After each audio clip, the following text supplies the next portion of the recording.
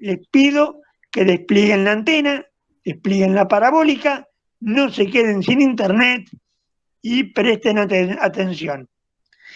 El doctor Logercio siempre se pone a disposición de los estudiantes por cualquier pregunta, porque manda muchos ejercicios a manera de guía de trabajo práctico de matemática, a manera de guía de trabajo práctico de investigación operativa. Entonces, si cuando ustedes lo van resolviendo tienen dudas, utilicen el chat, utilicen el Classroom para preguntar. El doctor Logercio amablemente no va a tener ningún inconveniente en contestarle. Totalmente. Tal es así que mañana les voy a ir ya mandando por el grupo de WhatsApp el material para que lo vayan teniendo. Si le pueden dar una mirada desde mañana al sábado sería lo ideal. Y bueno, tranquilos que el sábado vamos a aprovechar las 2 horas del mejor modo posible, tratando de explicar, digamos, en forma lenta, pero con ritmo, el tema para que lo puedan entender. Pero bueno, paso a paso. Ahora tenemos que concentrarnos en lo de hoy. Vamos a esperar unos minutos más que se incorporen algunos compañeros que están ahí rezagados. Sí, por eso lo estoy aprovechando yo para no sacarte nada de tiempo. Sí, Juan, no hay problema. ¿Alguna pregunta? ¿Alguna cuestión?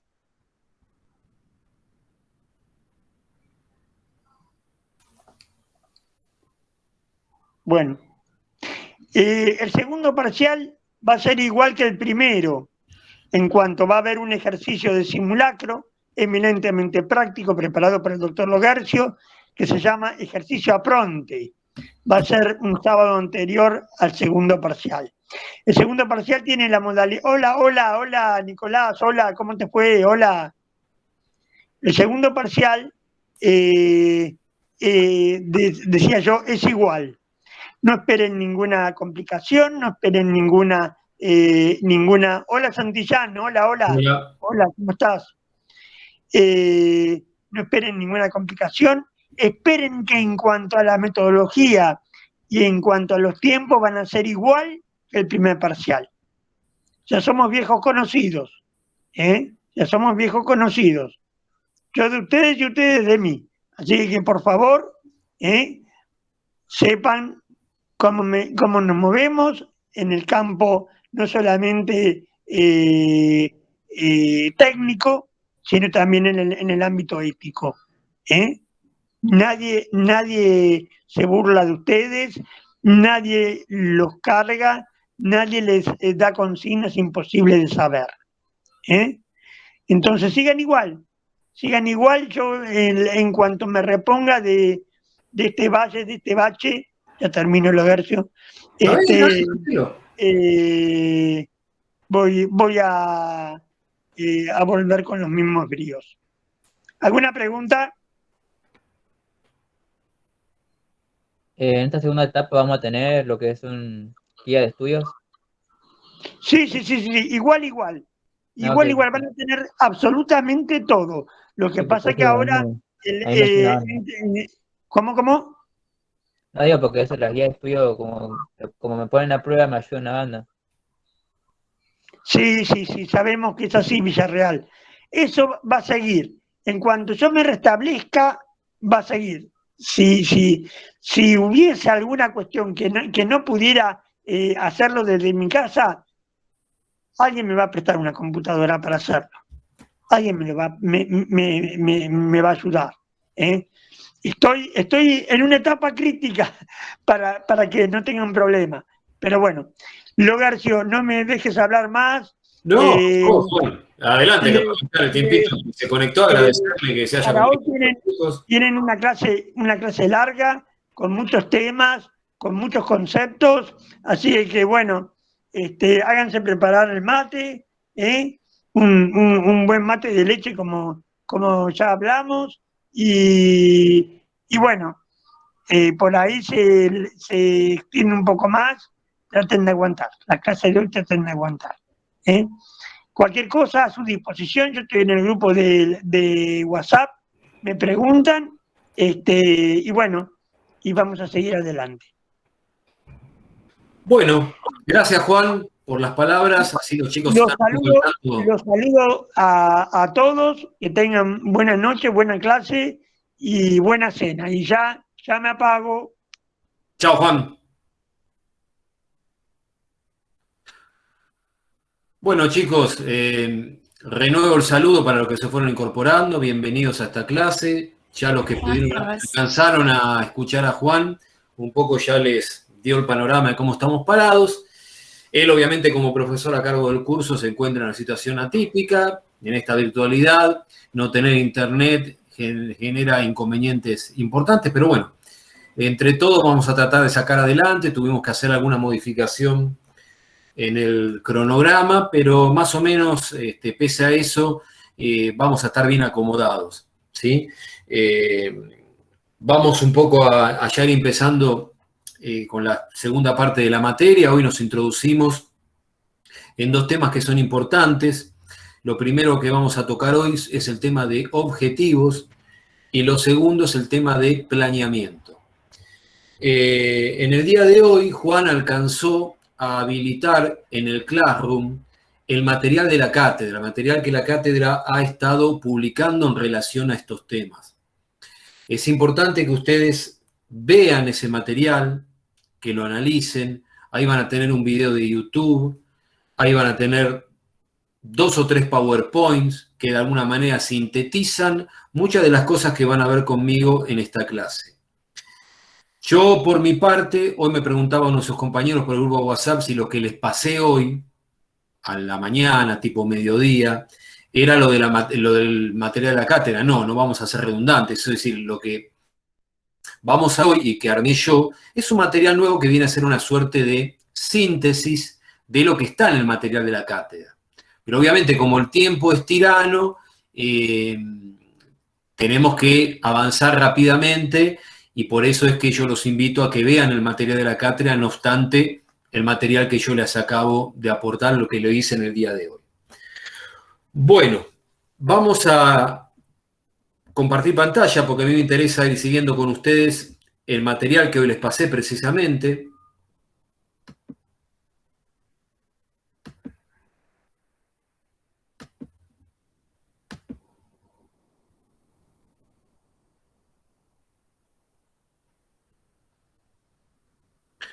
Se ve bien, ¿no? ¿Lo pueden advertir de la pantalla? Sí, profe. Sí, bueno.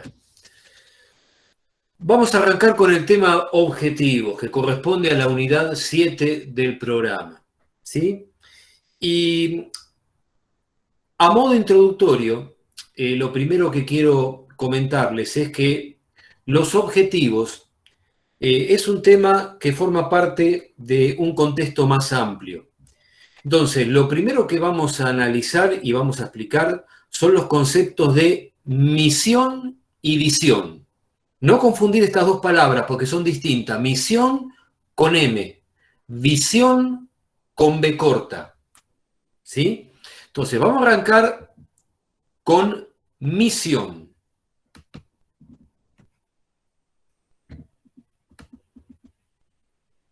¿Qué es la misión de una organización? ¿Cómo la podemos definir? Bueno, para utilizar palabras sencillas, diríamos que la misión que tiene una empresa, una organización en general, es la razón de ser de su existencia. Básicamente, la misión, el enunciado de la misión de la organización, tiene que dar respuesta a 3 preguntas fundamentales. La misión tiene que contener, primero, ¿quiénes somos? Es decir, si nosotros somos responsables de la organización, la misión tiene que decir eso. Esa respuesta, ¿quiénes somos? Segundo, ¿qué hacemos? ¿A qué nos dedicamos?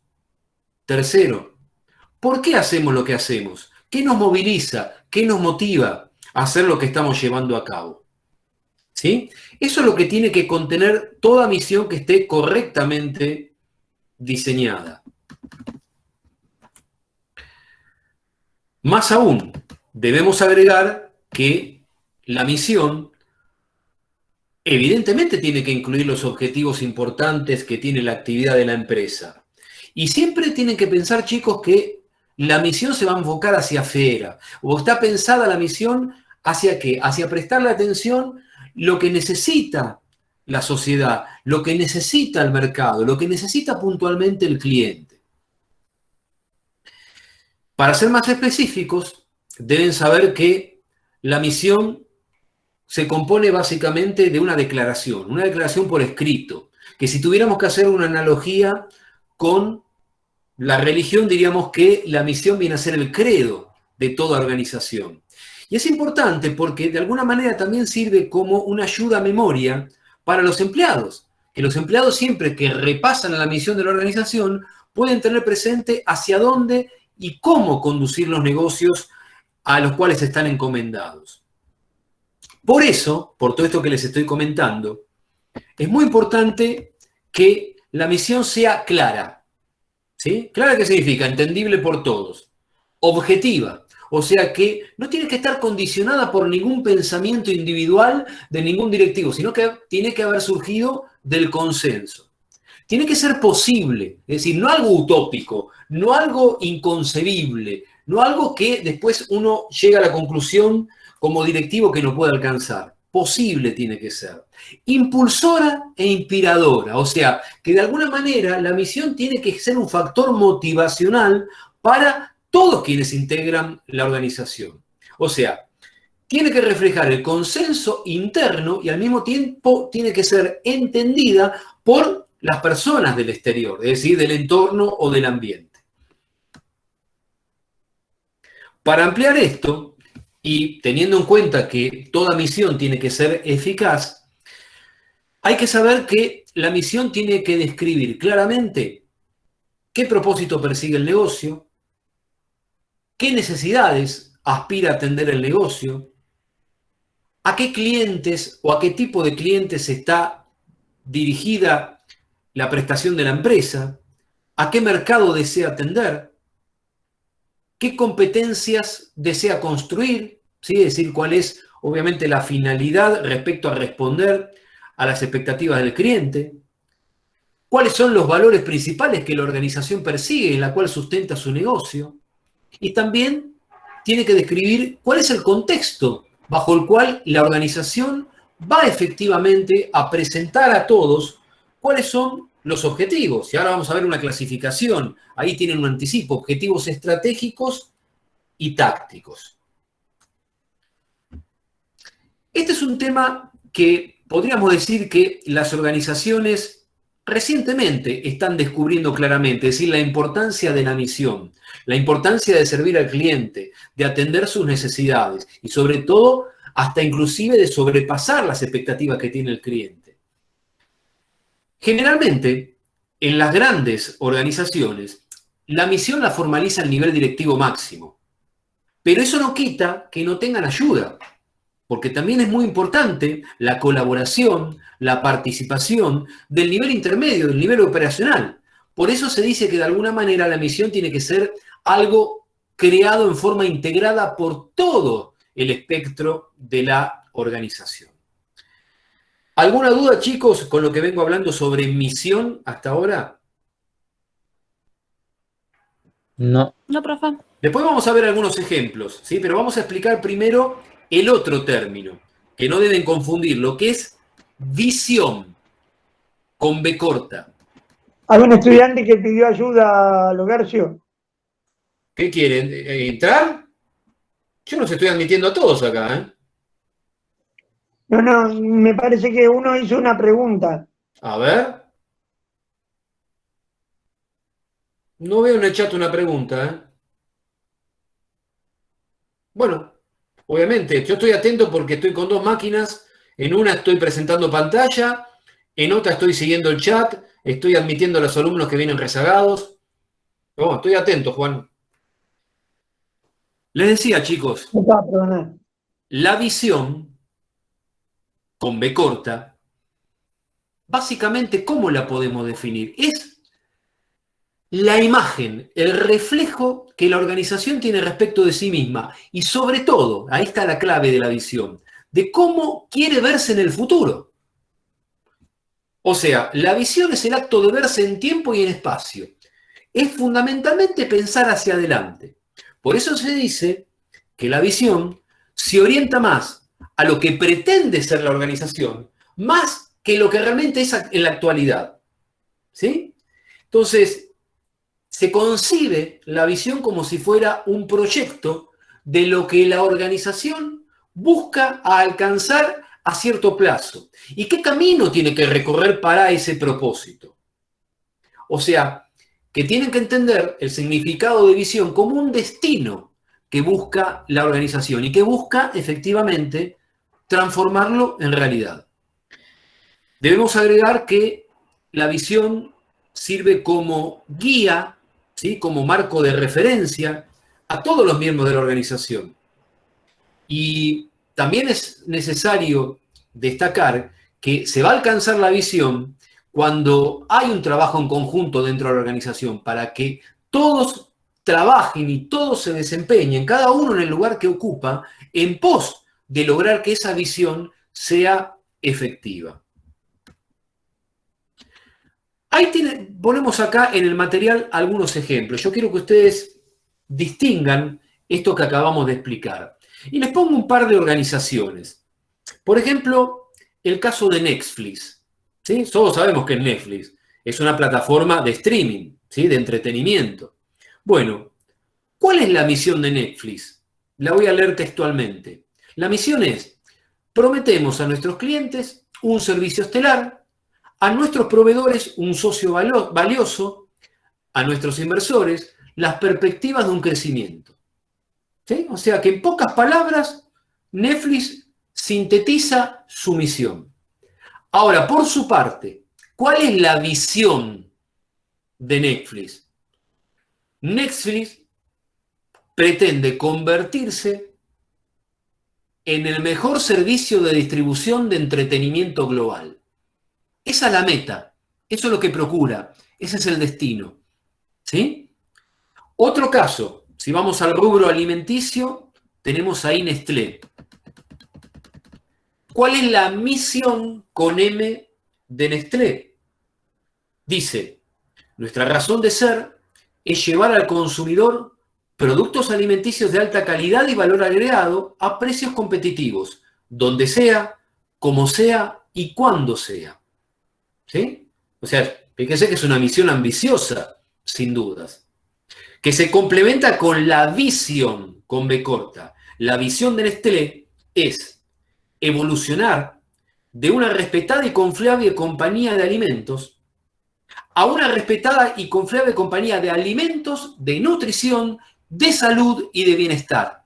O sea, noten ustedes cómo Nestlé pretende no solamente quedar encasillada en el rubro alimentos, sino que pretende ampliar su rango de servicios y actividades hacia la nutrición, hacia el cuidado de la salud de la población, hacia el bienestar de la gente.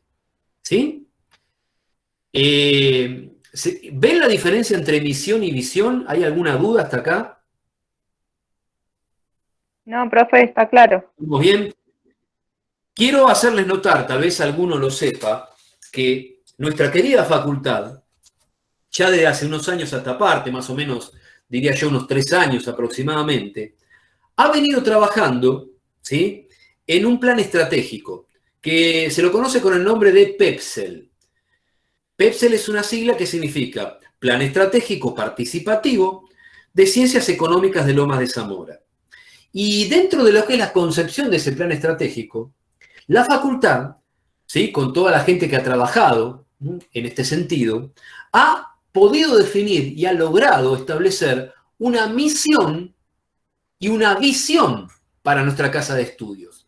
Se los leo muy sucintamente porque es un poco largo, pero simplemente para que tengan una noción. Esto después lo pueden obtener. La misión con M de nuestra facultad es formar profesionales íntegros que mantengan un ejercicio constante vinculado a la profesión, promoviendo y acompañando institucionalmente desde la capacitación permanente, la investigación y fomentando el espíritu emprendedor. ¿Sí? O sea, que esta es una de las misiones, porque en realidad son dos o tres apartados y no me quiero ir muy largo con esto. Por su parte, la visión con B corta que pretende nuestra facultad es, entre otras, ser una institución de educación universitaria comprometida con la formación de profesionales innovadores, líderes y creativos, que estén justamente vinculados a la democracia del conocimiento y también afectados a la educación libre, gratuita e inclusiva. ¿Sí? Dice más en cuanto a la visión, pero bueno, me circunscribo a lo más importante. Es simplemente para que ustedes sepan que nuestra casa de estudios también ha trabajado en este sentido, por eso también sirve como ejemplo para resaltar un poco lo que estamos viendo respecto a misión y visión. Bueno, dicho esto, ahora sí nos vamos a ir metiendo más de lleno en el título de la unidad, que era el tema de objetivos. Quiero aclarar, en cuanto a terminología, que también muchos autores a los objetivos los denominan con la palabra meta, pero en realidad nosotros en la cátedra utilizamos la palabra objetivos, ¿sí? Lo importante es saber de qué se trata. ¿Qué son los objetivos? Los objetivos son los resultados o propósitos que se desean lograr en la organización. O sea, que también, al igual que dijimos en la misión, los objetivos funcionan como una guía, como un marco de referencia de las decisiones que se han de tomar. Yo quiero que ustedes noten, chicos, cómo los temas que vamos viendo a lo largo de la materia se van vinculando, se van asociando entre sí. Esto que estamos analizando de misión, visión y ahora objetivos, va a tener una vinculación estrecha con el tema de proceso decisorio, que vieron conmigo clases atrás, ¿sí? A veces uno piensa que una organización procura tener únicamente un objetivo, que tal vez el objetivo básico de toda empresa es generar utilidades, si estamos en una empresa que es de fines de lucro, y si fuese lo contrario, una organización sin fines de lucro, tal vez el objetivo sería definir, o mejor dicho, satisfacer necesidades de distintos grupos sociales. Pero en realidad, esto resulta ser muy escueto, muy ambiguo. ¿Por qué? Porque una sola meta, un solo objetivo, se transforma como insuficiente para definir el éxito de una organización. Toda empresa, toda organización en general, siempre tiene que buscar objetivos amplios. Ahí en el material tienen algunos ejemplos, ahora los vamos a profundizar, como puede ser aumentar la participación de la empresa en el mercado en el cual se desempeña, ¿sí? O sea, capturar más clientes, eso significa. Mantener el entusiasmo y la motivación del personal, esto es sumamente importante. Contribuir al cuidado del medio ambiente, entre otros, ¿sí? O sea, es muy importante el tema de los objetivos por una doble causa. Primero, porque representan un basamento para lo que vamos a ver luego, que es lo que se llama planeamiento. Y por otro lado, también es un aspecto esencial dentro de control. Control va a ser un tema que van a ver más adelante con Juan, ¿sí? En términos generales, como para que tengan una enumeración, ¿cuáles serían los objetivos más frecuentes que persiguen las organizaciones? Bueno, acá los pongo a la vista. Las organizaciones buscan tener una posición competitiva en el mercado, o sea, un poco lo que decía antes, ganar clientes. Obviamente ganar clientes es sacárselos a los competidores. Otro de los objetivos es que las empresas busquen ser innovadoras y busquen ser creativas en sus productos. ¿Para qué? Para saber atender de un modo más eficiente lo que los clientes esperan. Las organizaciones persiguen objetivos de productividad, o sea, un adecuado uso de los factores de producción. Buscan eficiencia, o sea, tratar de cumplir los objetivos al menor costo posible. Y también un estándar de calidad. También no cabe duda que toda organización se constituye porque persigue una finalidad de rentabilidad. Rentabilidad en el uso de los recursos físicos y financieros. Después ahí vemos el tema de dividendos. ¿Esto con qué tiene que ver? Tiene que ver con el hecho de que en el caso de sociedades cuyo capital se divide en acciones, como por ejemplo el caso de una sociedad anónima, esa sociedad anónima, sus propietarios son los llamados accionistas. Y los accionistas invirtieron en esa sociedad con el ánimo de obtener un dividendo, es decir, una ganancia. Por lo tanto, la organización, esa supuesta sociedad anónima, tiene que trabajar también para garantizar una determinada tasa de dividendos a sus accionistas, que en definitiva son los dueños de esa sociedad. También hay objetivos de responsabilidad pública y social, esto lo habíamos dicho, es decir, La organización no puede encerrarse en sí misma, sino que tiene que entender qué es lo que pasa a su alrededor, tiene que comprometerse con causas de medio ambiente, con causas de beneficencia, con causas de solución de problemáticas públicas. En definitiva, satisfacer al cliente. Y también que, entendiendo que hay un escenario global, que estamos ante un fenómeno de globalización, la empresa tiene que buscar ser competitiva, ¿sí? Tienen que saber además, chicos, que dentro de la organización están los objetivos de los individuos en particular, es decir, quienes están trabajando dentro de la organización, y están los objetivos organizacionales. Si pensamos en los objetivos individuales, bueno, esto es natural que suceda. Si ustedes trabajan en relación de dependencia dentro de una organización, seguramente, aunque no lo estén concibiendo permanentemente, no estén reflexionando cotidianamente sobre ello, seguramente tienen alguna perspectiva en la empresa. Trabajar durante un lapso de tiempo o crecer dentro de esa misma organización, ¿sí? Tratar de ir ascendiendo, de hacer una carrera. Esos pueden ser objetivos lícitos, ¿sí? Entonces, evidentemente, los individuos dentro de la organización están en un proceso de formación de objetivos propios y los hacen a distintos plazos, objetivos a corto plazo, mediano y largo plazo. Ya después les voy a definir más adelante qué significa esto concretamente de corto, mediano y largo plazo. Pero lo que es importante señalar es que los individuos, una vez que logran un objetivo, siempre se plantean metas más desafiantes, más motivadoras si se quiere, ¿sí? Ustedes se preguntarán, bueno, a ver, pero ¿el objetivo de un individuo contribuye al objetivo organizacional? Bueno, eso es lo que se espera. Se espera que de alguna manera la organización genere el ámbito para que el propio objetivo individual sume, aporte un granito de arena para que se logre el objetivo organizacional. Pero eso va a ser variable. ¿Por qué? Porque no todas las personas sienten el mismo grado de satisfacción dentro de la organización. Hay gente que está más contenta, más conforme, hay gente que se siente más valorada, otra gente que se siente menos valorada, y eso obviamente va a dar distintos resultados. Entonces, lo importante es que la organización debe generar un ámbito para influir en el comportamiento de las personas, pero influir de una manera favorable, positiva, a través de incentivos, a través de oportunidades de crecimiento, a través de generar condiciones ambientales adecuadas, ¿sí? Entonces, esto es muy importante, ver de qué manera, ¿sí?, la organización utiliza los objetivos individuales como una ayuda para fortalecer sus propios objetivos organizacionales. ¿Cómo estamos hasta acá, chicos? ¿Me vienen siguiendo bien?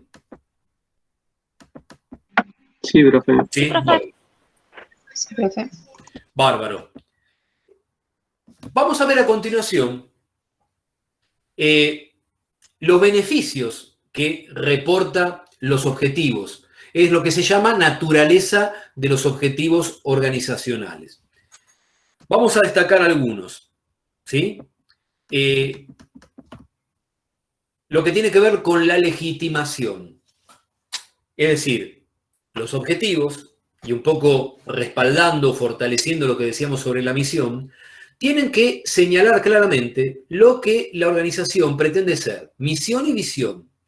¿Por qué? Porque el objetivo es justamente lo que ayuda a que la comunidad pueda ver y pueda notar de manera favorable a la organización, ¿sí? Esto es muy importante, que los objetivos sean legítimos.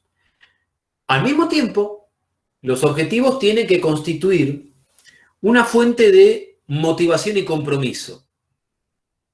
¿Por qué? Porque tienen que ser, como señalaba anteriormente, inspiradores, tienen que ayudar a los empleados a que reduzcan sus ansiedades, su incertidumbre, sus angustias, y tienen que ser esclarecedores.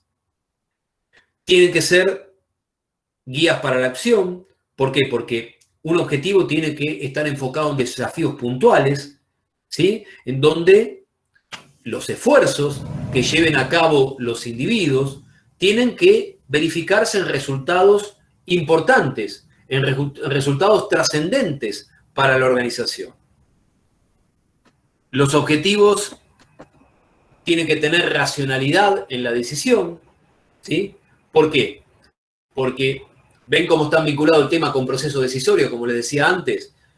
Los administradores tienen la responsabilidad de tomar decisiones que apunten directamente al logro de los resultados y objetivos deseados. Y por último, en cuanto a la naturaleza de los objetivos, destaquemos que los mismos tienen que apuntar a llegar o alcanzar estándares de desempeño, ¿sí? Porque de alguna manera hay metas que la organización aspira y los objetivos tienen que ser pasos o escaleras en pos de esa meta global y general, ¿sí? Acá lo que ven a continuación son algunas características que deben reunir todo objetivo que esté bien concebido. Vamos a repasarlas rápidamente. Un objetivo tiene que ser mensurable. O sea, ¿qué significa? Que se pueda medir, que se pueda determinar cuándo el objetivo pueda ser conseguido o lo contrario, cuándo no pueda ser conseguido. Los objetivos tienen que ser realistas, ¿sí? O sea, lo dije antes, no tiene que ser algo imposible de alcanzar, sino que tiene que ser factible, de acuerdo a los recursos que dispone la empresa.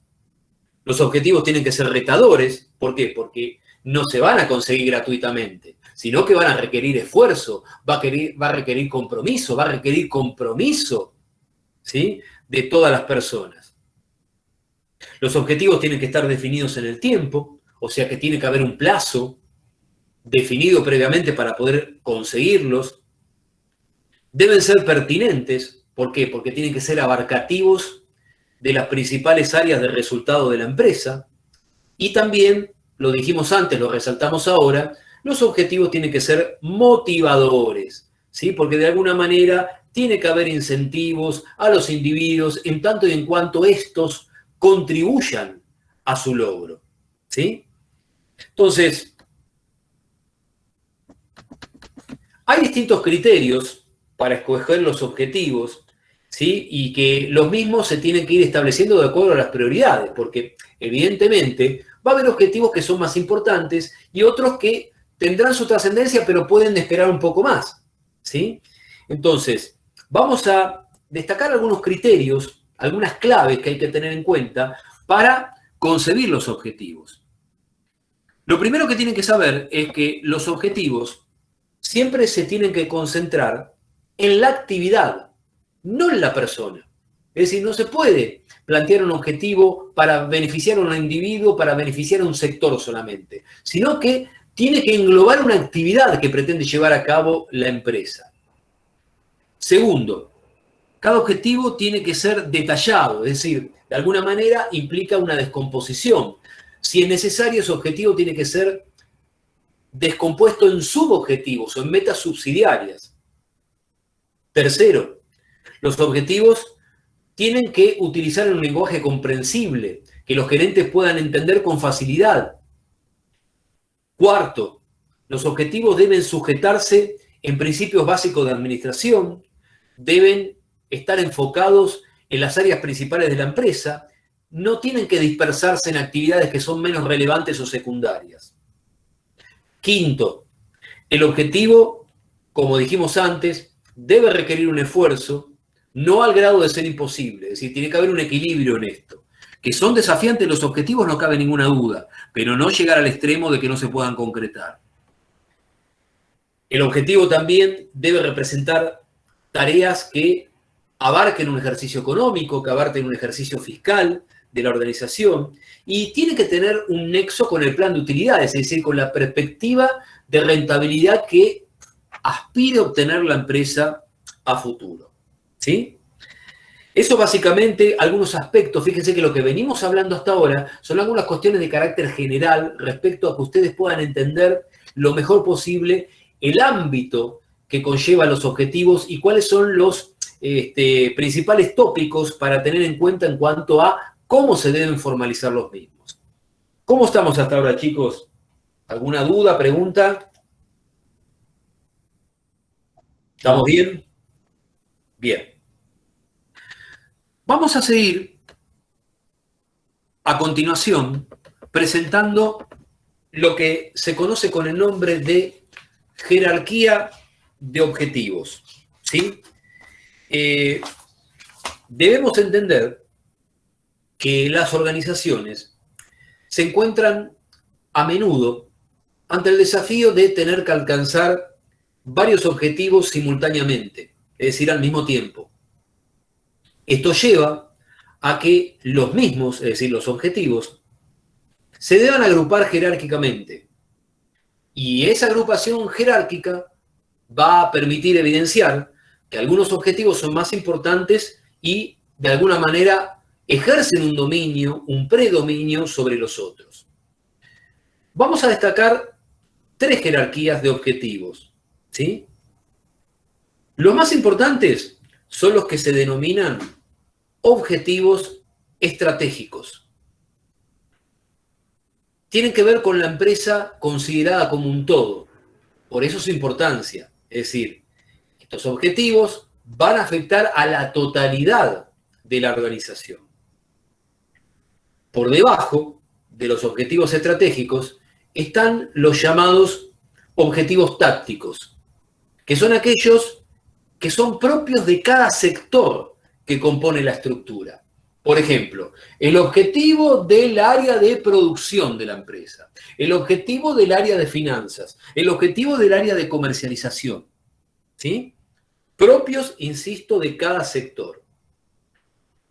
La última jerarquía está dada por los objetivos operacionales, que representan las metas que se procuran con cada tarea o con cada función que se lleve a cabo, ¿sí?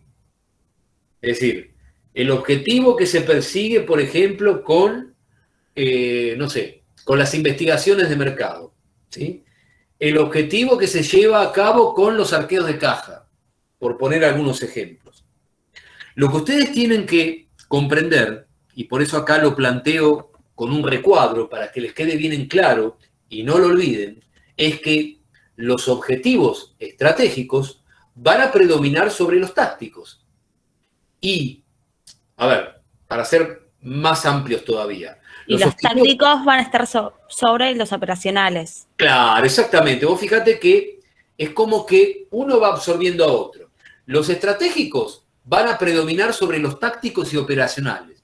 Y luego se va a verificar también que los tácticos van a prevalecer sobre los operacionales, ¿sí? Esa es un poco la jerarquía que se manifiesta en esta presentación que les he hecho de los objetivos. Acuérdense, los más importantes los estratégicos, siguen los tácticos y por último los operacionales. A continuación, vamos a ver un par de criterios bajo los cuales se clasifican los objetivos. Vamos a ver en primera instancia una clasificación básica, que es la más elemental, diría yo, la más conocida. Después una clasificación que de alguna manera se desprende del devenir del accionar de la organización. La clasificación básica es la que distingue, por un lado, objetivos cualitativos y por otro, objetivos cuantitativos. ¿De qué se trata cada uno? Los objetivos cualitativos tienen la característica que no pueden expresarse en términos numéricos. O sea, este tipo de objetivos, cuanto más se asiente, cuanto más altos nos encontramos en la estructura jerárquica de la organización, estos objetivos serán más de carácter general, más abstractos si se quiere. Se dice que los objetivos cualitativos se miden por la regla del qué, ¿sí? Y a continuación les presento algunos ejemplos de objetivos cualitativos que pueden aspirar las organizaciones. Asegurar beneficios para los accionistas, un poco lo que decíamos anteriormente. Mantener la estabilidad laboral y económica del personal. Que la organización pueda abarcar distintos mercados geográficos con los productos y servicios a los cuales se dedica. Que la organización pueda ir mejorando tecnológicamente, adaptando el proceso productivo que lleva a cabo para elaborar los bienes. Esos son objetivos cualitativos. Fíjense que en ninguno de ellos se pone un número. No se habla ni de unidades, no se habla de porcentajes, No, son abstractos, son generales, ¿sí? Se miden por el qué. Ahora van a notar claramente la diferencia cuando mencionemos los otros, que son los objetivos cuantitativos. Los cuantitativos se miden por la regla del cuánto y son justamente los objetivos expresados en términos numéricos. Y esto es importante porque los objetivos cuantitativos, al estar expresados numéricamente, hace que los mismos se puedan verificar. Vemos algunos ejemplos en pantalla. Aumentar la utilidad por acción de la empresa en un 5%. Ese puede ser un objetivo. Incrementar los ingresos por venta en un 10% respecto al año anterior. Producir 2 millones de unidades de bienes en un determinado ejercicio económico anual. Reducir desperdicios dentro del proceso productivo en un 2% respecto al mismo periodo de tiempo del año inmediato anterior. ¿Qué notan ustedes en estos objetivos respecto a los anteriores? Hay un número que da una pauta. ¿Ven la diferencia? 5%, 10%, determinada cantidad de unidades. ¿Sí? Entonces, esa es la diferencia. Los cualitativos, reitero, son generales, abstractos y no contienen un número. ¿Sí? Son de aspiración general, mientras los cuantitativos, sí, son verificables. ¿Por qué? Porque se aspira numéricamente a alcanzar a algo. ¿Se comprende la diferencia entre uno y otro, cuantitativos y cualitativos? Sí, profe. ¿Está bien? Bueno. El otro criterio de clasificación de los objetivos es, de alguna manera, presentar lo que se llaman objetivos establecidos versus los objetivos que realmente lleva a cabo la organización conforme a su acción. ¿Sí? Esto es interesante, ¿por qué? Porque básicamente a veces sucede que las organizaciones anuncian ciertos objetivos, pero resulta ser que la acción posterior que lleva a cabo hace que esos objetivos no se cumplan y que en definitiva la acción que hace la empresa está demostrando que se perseguían otros objetivos. Para ser más precisos, digamos que los objetivos establecidos se los puede entender como declaraciones oficiales que la empresa anuncia, que la empresa da a conocer, por ejemplo, ante terceros.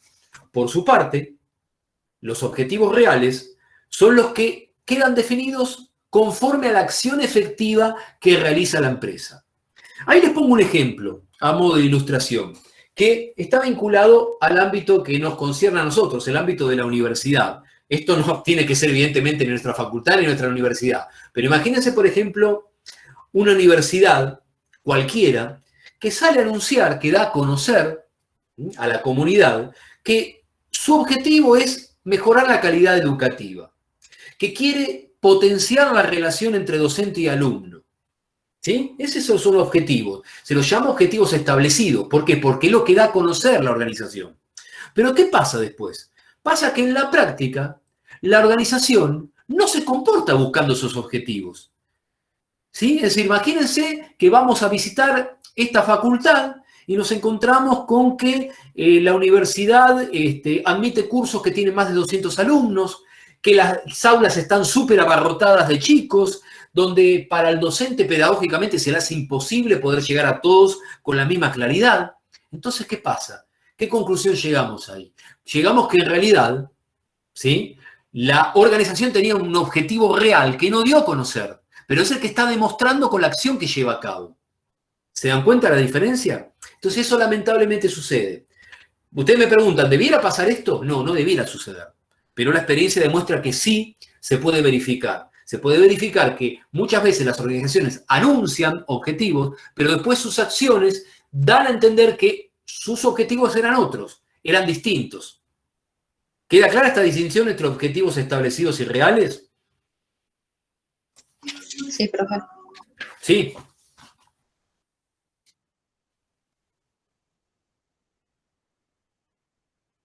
Claro, y de alguna manera sí, porque lisa y llanamente no decir la verdad. Si vos anuncias algo que después tu acción demuestra que no lo estás cumpliendo, que tenés otros objetivos, está faltando la verdad. Pero a veces buscan, sí, presentarse de una manera y después en la práctica no lo vemos. ¿De dónde es típico esto? A ver, ¿qué se le imaginan? en la administración pública, el gobierno.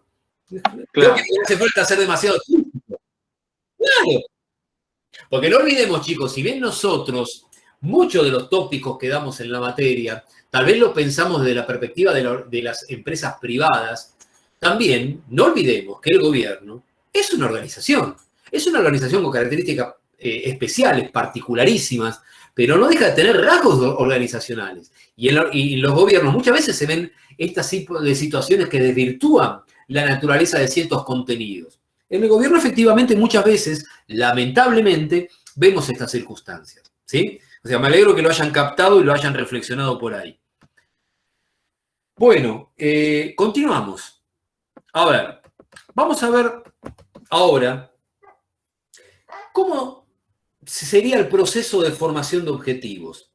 En realidad, debemos tener en cuenta que los objetivos en cualquier organización no surgen arbitrariamente, sino que forman parte de una secuencia.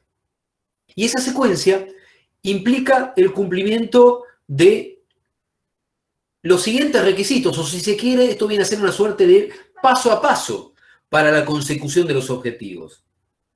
Primero, los objetivos siempre tienen que estar expresados en metas alcanzables, ¿sí? Yo hago mucho hincapié en esto porque no lo deben olvidar.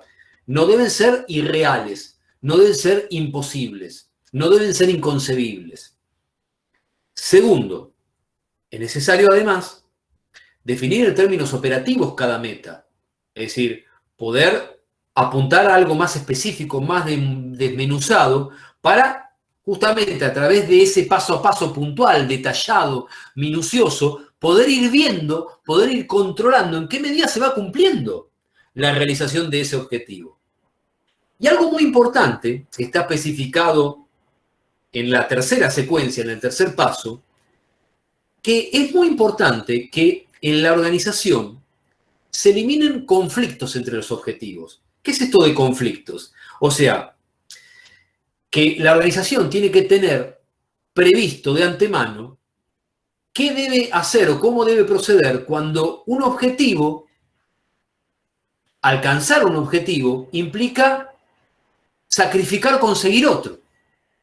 ¿Sí? Esto suele suceder también, que haya objetivos que persigue la organización que son conflictivos entre sí o que son Por contrapuestos. eso lo de la jerarquía, ¿no, profe?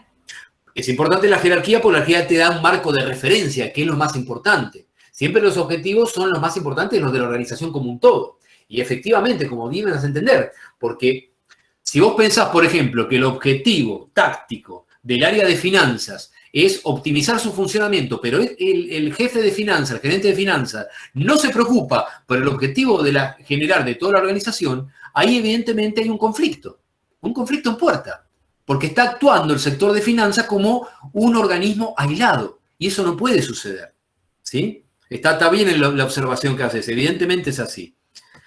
Este tema, este tercer paso, lo quiero profundizar un poco más, porque hay dos temas que están vinculados, que son los que reciben el nombre de optimización y suboptimización, ¿sí? Vamos a tratar de explicar estos dos términos de la manera más clara posible, ¿sí? Para que ustedes entiendan, ¿sí? O sea, hago hincapié que la idea es que suele suceder que haya conflictos entre los objetivos. ¿Cuándo se verifica un conflicto? Cuando alcanzar uno dificulta o impide el logro de otro, ¿sí? Entonces, teniendo en cuenta esto, ¿a qué se llama optimización? ¿Sí? La optimización se logra cuando todas las partes, ¿sí? Cuando todas las áreas, cuando todos los subsistemas, y hago un paréntesis y destaco que estas cuestiones de optimización y suboptimización se vinculan con la teoría general de sistemas que analizamos clases pasadas, ¿sí? Entonces, repito, ¿cuándo se verifica o cuándo se concreta o cuándo se puede decir que hay optimización de objetivos?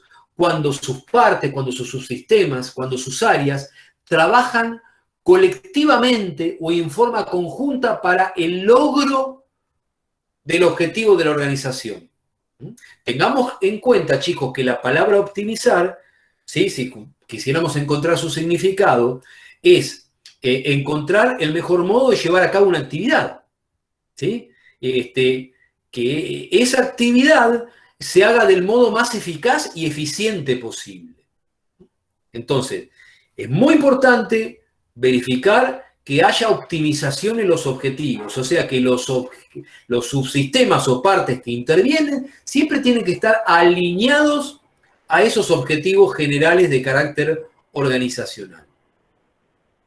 Ahí les pongo un ejemplo que escapa un poco al campo de la organización, pero para que ustedes lo entiendan, ¿sí? Aquellos que siguen el deporte, que a lo mejor les gusta el deporte, supongamos un deporte en equipo como el básquet, más de una vez se puede observar que una jugada que termina satisfactoriamente, termina con un atacante volcando la pelota en el aro, a lo mejor no es un mérito exclusivo del atacante, que es el último que la embocó, sino que es producto de una jugada colectiva llevada a cabo por diferentes jugadores, es decir, algo estratégico que fue concebido de antemano, ¿sí? Esto que se ve en un deporte también lo podemos asociar perfectamente a las organizaciones, ¿sí? Entonces, este es el primer término, optimización.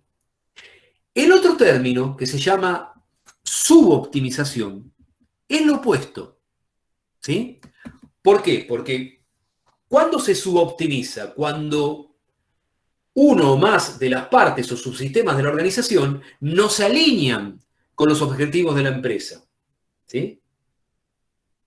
A veces pasa, ¿sí?, que una empresa busca un objetivo y busca también otro al mismo tiempo, pero a veces tiene que sacrificar un resultado de un objetivo para tratar de alcanzar otro, ¿sí?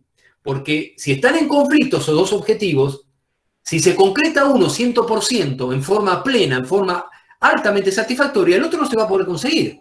Entonces, tal vez lo que haya que pensar es que se sacrifique el éxito de un objetivo en pos de alcanzar una parte del otro, ¿sí? Y esto no siempre es fácil de conseguir, ¿sí? A ver, yo voy a intentar poner algunos ejemplos caseros para que ustedes entiendan bien este término de suboptimizar, ¿sí? Imagínense, por ejemplo, el caso de un arquitecto, ¿sí?, que diseña un edificio. Y este arquitecto se concentra demasiado en diseñar en ese edificio unos ascensores magníficos, amplios, sumamente funcionales. Pero ¿qué pasa? A lo mejor ese arquitecto puede cometer el pecado de que se concentró demasiado en la construcción de esos ascensores y a raíz de ello, ¿sí?, esos ascensores ocupan demasiado espacio en el edificio y el edificio termina, en términos generales, perdiendo comodidad y perdiendo funcionalidad. Entonces, ¿ahí qué sería? Sería un ejemplo de suboptimización. ¿Por qué? Porque se puso el acento en la optimización de una parte, pero no en el todo.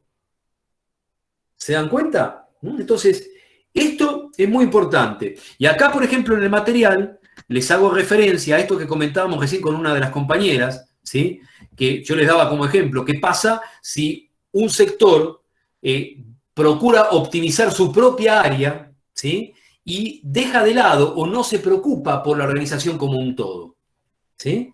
Entonces, esas son causales de suboptimización.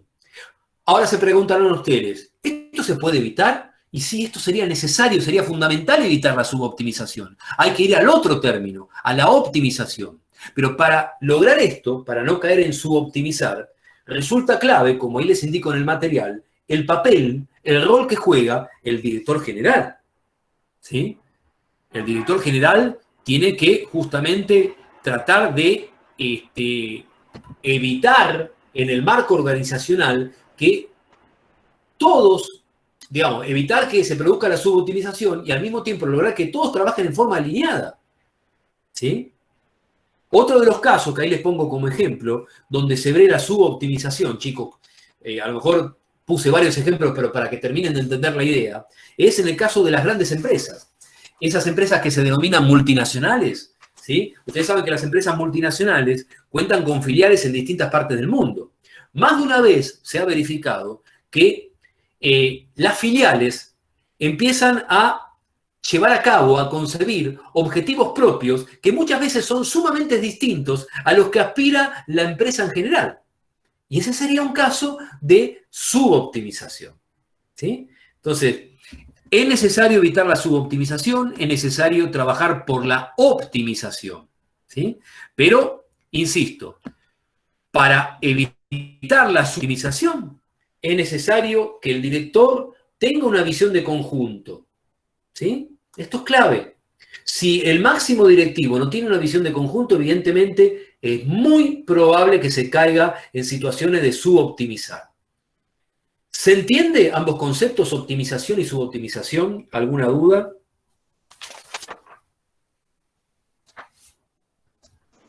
No, profe, ninguna. ¿Estamos bien? Bueno. Sí, se entiende. Ya para ir cerrando el tema de objetivos, porque todavía nos queda un largo recorrido, nos queda ver planeamiento, vamos a ver un aporte de la escuela neoclásica para este tema. ¿Qué es lo que se conoce con el nombre de administración por objetivos? De hecho, se lo suele conocer más con su sigla, APO.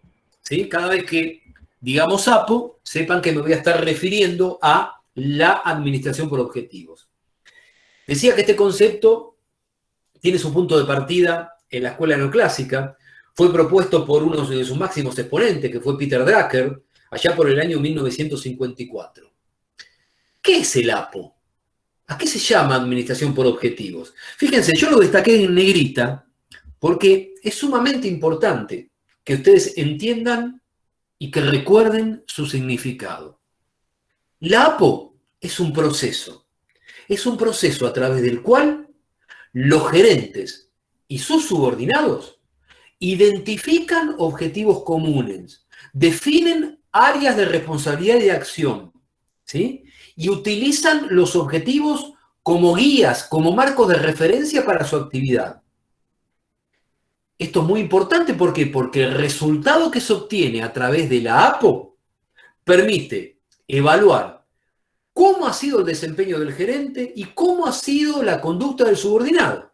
Y se podrán hacer comparaciones respecto a ver qué es lo que se alcanzó respecto a lo que se esperaba alcanzar, ¿sí? Eso es básicamente el concepto de la APO.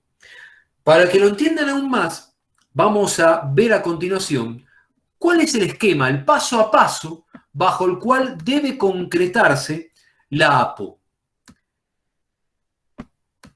Primero, el gerente y el subordinado deben reunirse, deben discutir, deben negociar, deben tratar de llegar en forma conjunta, a través de un consenso, a través de una fuerte participación, a formular objetivos que respondan un poco al accionar del subordinado, ¿sí? Porque, a ver, yo quiero que entiendan esto. ¿Qué sería lo normal en una organización? Que el gerente vaya y le diga al subordinado, señor, usted tiene que hacer esto, esto y aquello, ¿verdad? Esto es lo que estamos acostumbrados todos nosotros, ¿sí? Si somos empleados en relación de dependencia, es normal que venga un superior y nos diga qué es lo que tenemos que hacer. Acá lo que se plantea en la APO es que el gerente les diga a ustedes, si trabajan en relación de dependencia, a ver, vení, sentémonos, a ver, ¿qué buscamos como objetivos? ¿Qué queremos? ¿Qué aspiramos? ¿Cómo podemos mejorar tu desempeño? ¿Sí? Entonces, la idea es que los objetivos salgan de un consenso participativo, de una discusión, de un intercambio de ideas. Ese es el punto 1 de la APO. El punto 2. A partir de esto, a partir del primer paso, el gerente va a asumir un compromiso. ¿Y el compromiso cuál va a ser? Brindar apoyo, ayudar al subordinado a que trabaje con eficiencia. ¿A través de qué? De proveerle los recursos necesarios para que logre efectivamente los objetivos, ¿sí?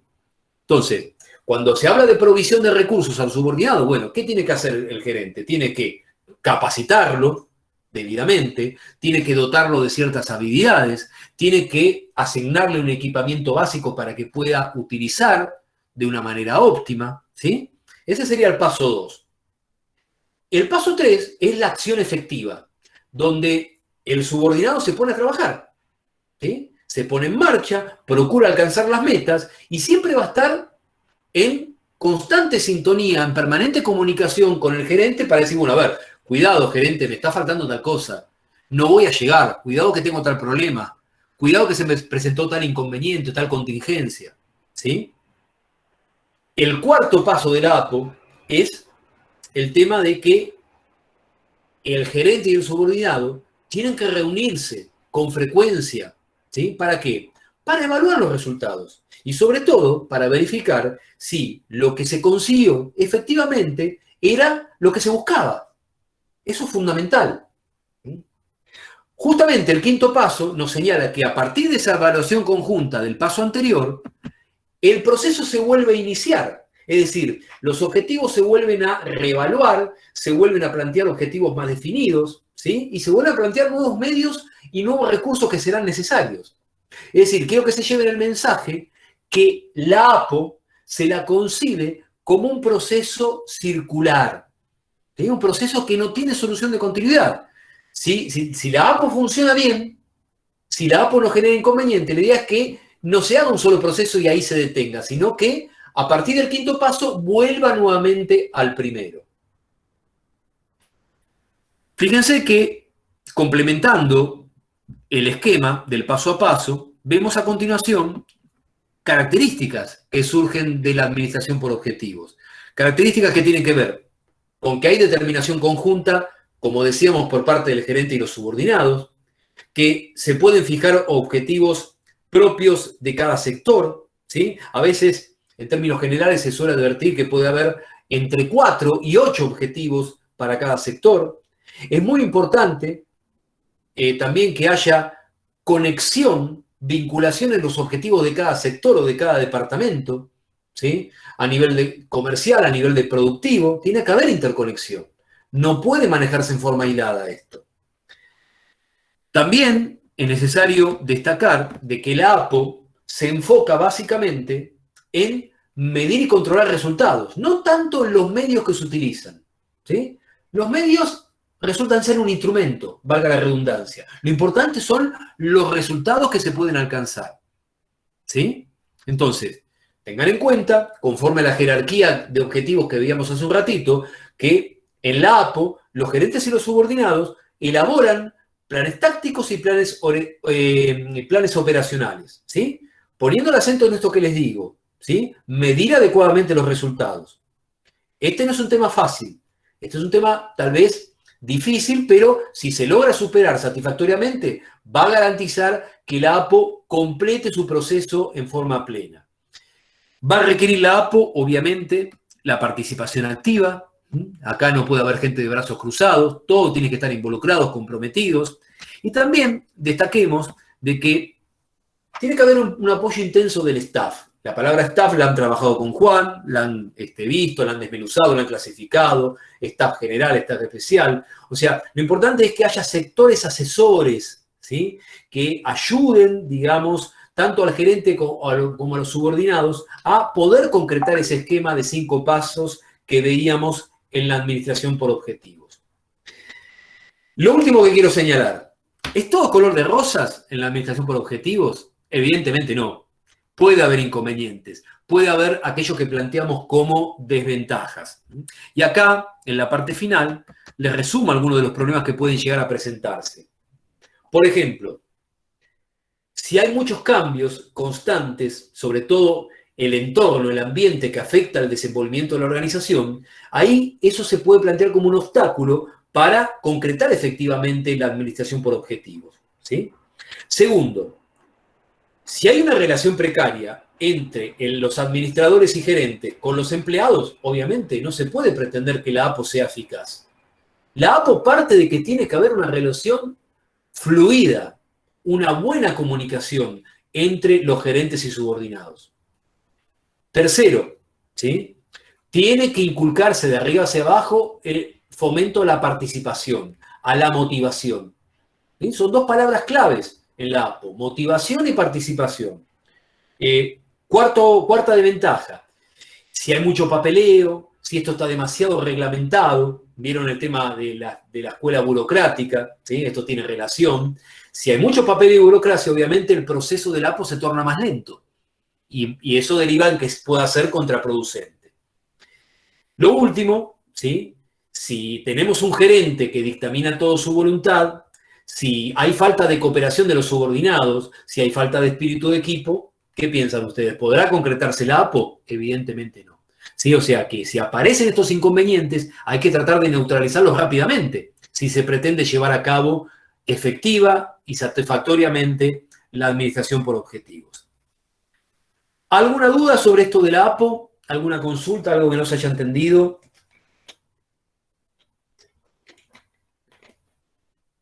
¿Estamos bien? Bueno, esto es básicamente a grandes rasgos el tema, uno de los temas que íbamos a ver hoy, el tema de objetivos. Pero tenemos otro gran tema que ver, que lo vamos a arrancar a partir de ahora. Por lo tanto, voy a dejar de compartir esta pantalla y voy a pasar al otro material. Recuerden que tanto este material que acabamos de ver como el que vamos a ver a continuación de planeamiento, se los pasé hoy por el grupo de WhatsApp, ¿sí? Hoy más o menos al mediodía. Les digo por si alguno no lo detectó aún. A ver. Compartimos pantalla nuevamente.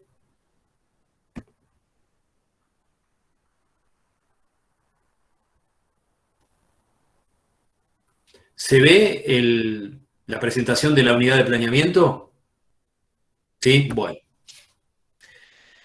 Vimos unidad 7, objetivos.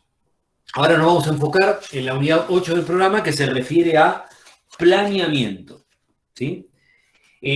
La palabra planeamiento tiene sinónimos. También se la conoce con el nombre de planeación, con el nombre de planificación.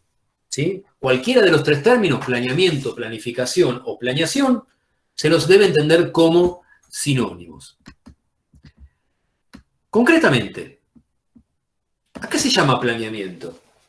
Bueno, ahí tiene la definición, que está puesta entre comillas. El planeamiento básicamente se refiere a el proceso en el cual se definen los objetivos y las metas, se eligen los medios y las estrategias propicias para poder alcanzar esos objetivos y se desarrollan planes para poder coordinar e integrar y para poder llevar a la práctica esos objetivos. ¿Sí? Eso es el planeamiento. Básicamente es un examen que está pensado con perspectivas de futuro. ¿Sí? O sea, lo que se hace es en el tiempo presente examinar qué es lo que se busca o a qué situaciones puede enfrentarse la organización hacia más adelante, es decir, en el futuro. ¿Sí? Eso se llama planear.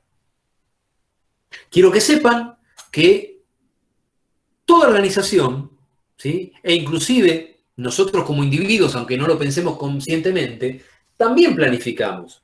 ¿Sí? Y a veces lo hacemos en forma sistemática, sin darnos cuenta. Otras veces lo hacemos a través de la experiencia que recogemos de ciertos hechos a los cuales nos enfrentamos o que hemos vivenciado, o a través de la mera observación.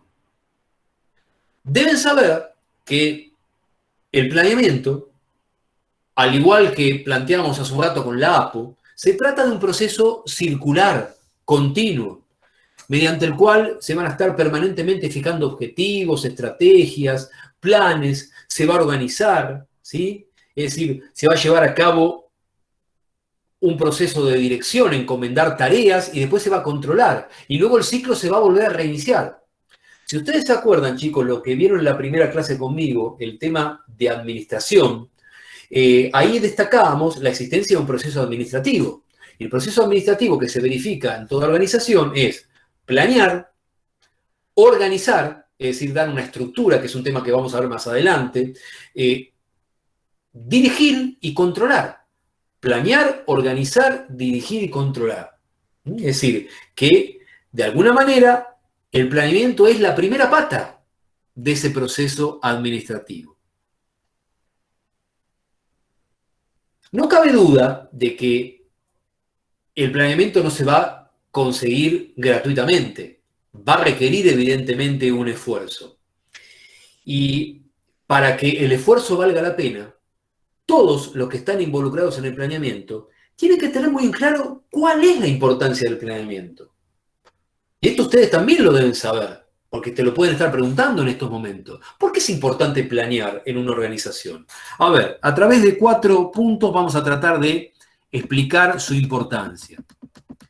Lo primero, recién lo decía, el planeamiento facilita, ayuda, contribuye a una buena dirección. ¿Por qué? Porque ayuda a la adecuada coordinación de las tareas. Permite determinar claramente quién se hace cargo de cada tarea.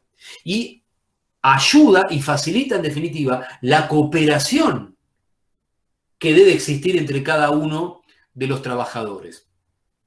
Segundo aspecto, muy importante, la planeación reduce la incertidumbre. Cuidado, ahí lo pongo entre paréntesis para que quede claro. No estoy diciendo que el planeamiento elimina la incertidumbre, no. Estoy señalando que el planeamiento lo reduce. ¿Y por qué es importante? Porque todo gerente hoy en día, más en estos tiempos que corren, tiene que tener una visión hacia adelante, ¿sí? Es decir, la visión que hablábamos hoy al principio de la clase, ¿sí?, tiene que estar permanentemente instalada en la mente de los gerentes, ¿sí? Tienen que ver hacia adelante, tienen que ser capaces de anticiparse a los cambios. Porque si un gerente es capaz de adelantarse a los cambios, seguramente va a tomar decisiones efectivas para que ese cambio no afecte negativamente a la organización. Ahí está un poco la preparación intelectual que tiene que tener cada administrador, ¿sí? Por eso este segundo aspecto que destaca la importancia del planeamiento es clave, ¿sí? Tercero, también es importante el planeamiento, ¿por qué? Porque de alguna manera minimiza el desperdicio, ¿sí? Es decir, se procura que no se pierda tiempo en la organización, que no surjan ineficiencias, que no surjan trabas. Si se planifica, obviamente, lo más probable es que se eviten esos desperdicios, ¿sí? Y si aparecen ineficiencias, con el planeamiento, las mismas van a poder ser corregidas o eliminadas rápidamente. Por último, el planeamiento también es una herramienta clave para la última fase del proceso administrativo, para los estándares de control, porque mediante los planes se va a poder saber fehacientemente si las metas se cumplieron. Si no se planea, obviamente no hay ningún parámetro bajo el cual controlar. Y como lo verán con Juan cuando toquen el tema del control, el control tiene que tener un sustento respecto a decir, bueno, a ver, hay algo en el cual apoyarse y verificar a partir de eso si efectivamente se cumplió, ¿sí? ¿Cómo estamos hasta acá con la introducción de planeamiento? ¿Alguna duda? No, profe, está bien. ¿Vengo bien? Se entiende, profe. Bueno, Entendiendo. a ver. Decíamos que los objetivos tenían un proceso, ¿sí? El planeamiento no escapa a esa consideración. También el planeamiento tiene un proceso, ¿sí? Y fíjense que acá tenemos en el material, planteado mediante un esquema y con una característica circular, como señalaba, hacia dónde se pretende llegar, ¿sí? O sea, fíjense que acá tenemos que tener en cuenta, primero, la definición de objetivos. ¿Hacia dónde quiere ir la organización? Partiendo de que hay una situación actual. Es decir, el administrador, el gerente, no tiene que perder de vista de que está parado en un momento dado, que hay una situación en la cual enfrenta y que pretende modificar. Y para eso tiene que preguntarse, bueno, a ver, ¿cuáles son las premisas? ¿Qué se avisora en el futuro? ¿A qué habrá de enfrentarse la empresa? Y a partir de responder esas premisas, bueno, habrá que ver, bueno, ¿cuál será el mejor camino a seguir? ¿Cuál será la alternativa más adecuada que convenga adoptar? Y conforme a ello, habrá que implementar un plan. Y ese plan, luego será necesario evaluar si obtuvo los resultados esperados, ¿sí? Porque a partir de la evaluación de los resultados, se deberán nuevamente definir nuevos objetivos, ¿sí? Entonces, fíjense que esto, hago hincapié nuevamente, se trata de una secuencia que no tiene detención, que es de circular y constante, ¿sí? Seguimos. Bueno, ahí destaco, un poco insistiendo en la idea para que les quede bien en claro, qué problemas pueden presentarse cuando no hay planeamiento. Fíjense, son muy evidentes. No hay rumbo para la organización, no hay marco de referencia, no hay ningún criterio para tomar decisiones, o sea, insisto cómo se relaciona con proceso decisorio esto, se malgastan los recursos y las energías, ¿sí? Porque no están abocados a resolver una faceta del plan, ¿sí? Sino que se malutilizan los mismos, no es posible controlar, no se puede conocer si la organización tuvo éxito o no, no se puede proyectar hacia adelante, siempre se está trabajando a corto plazo, lo cual es un pecado tremendo en estos tiempos, trabajar hacia corto plazo solamente, ¿sí? Y si hay situaciones críticas, sin planeamiento se sale de control. Se entra en una situación casi al borde de lo desesperante. Por eso, fíjense lo importante de planear. Lo que vamos a ver ahora es la clasificación del planeamiento y los distintos niveles que pueden llegar a presentarse. Lo que quiero marcar de entrada es que los niveles de planeamiento que vamos a presentar van a advertir ustedes rápidamente que se relacionan directamente con la jerarquía de objetivos que veíamos hace un rato. Tenemos,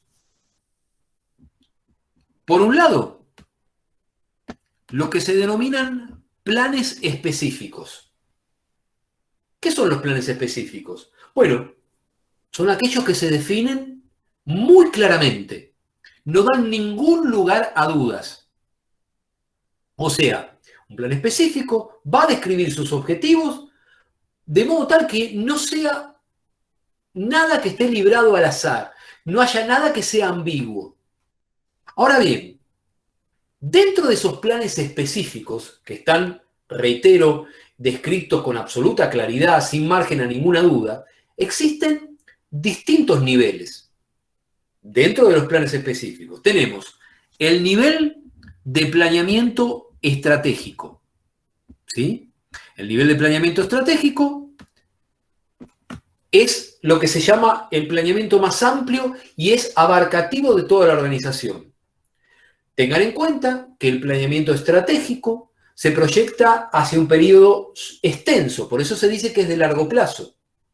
Y sus efectos y consecuencias, obviamente, van a generar impacto en varios años hacia adelante. El planeamiento estratégico va a comprender a toda la organización, a todos sus recursos y a todas sus áreas de actividad. ¿Quién se encarga de definir este nivel de planeamiento estratégico? Y sin ningún lugar a dudas, tiene que ser definido por la alta dirección. Es una suerte de plan maestro. Es un plan global en el cual se sustenta y se apoyan todos los demás planes. Ahora bien, un segundo nivel, dentro de los planes específicos, está dado por el planeamiento táctico. El planeamiento táctico ya no es tan de largo plazo, sino que se dice que es de mediano plazo. ¿Por qué? Porque va a comprender exclusivamente los recursos propios de cada sector, ¿sí? Es decir, vuelvo a lo de antes, que lo que decíamos con objetivo. El plan que puede llevar a cabo el área de administración, el plan que puede llevar a cabo el área de comercialización, ¿sí? Pensando siempre no en un plazo sumamente extenso, sino en algo más corto y abarcando exclusivamente los recursos e individuos que comprenden a ese sector. El tercer nivel, dentro de estos planes específicos, es el planeamiento operacional, que evidentemente está pensado para cada tarea, para cada función, razón por la cual se proyecta el mismo a corto plazo.